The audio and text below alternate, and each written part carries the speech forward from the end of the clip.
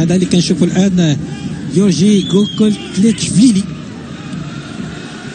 عبد الرزاق حمد الله 3 مقابل 3. شنو غيدير به عبد الرزاق؟ مشات عند اللاعب سفيان بوفال.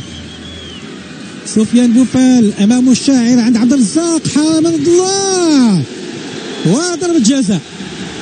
ضربة جزاء لان كانت لمسة يد. مشاو اللعابه ديال جورجيا يحتجون، ولكن غنشوفوا الاعاده ديال اللقطه. حصل الكره ديالو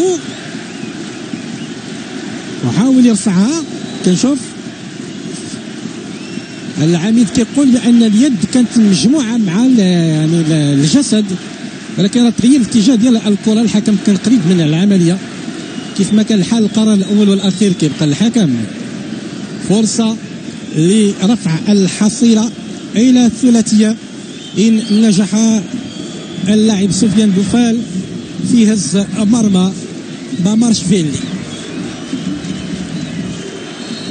أعطت إشارة ديال تنفيذ ضربة الجزاء. ممنوع يدخل أي لاعب من اللاعبين داخل منطقة الجزاء. صعيب يقبطها رغم أنه مشى في الاتجاه ديالها، ولكن السرعة باش كانت غادية الكرة قليل جدا أن اللاعب يغامر. هناك انشراح داخل المدرجات. 3-0 نتيجة من الناحية المعنوية، تحفيز جيد للمنتخب المغربي. شوف اللقطة بكل هدوء.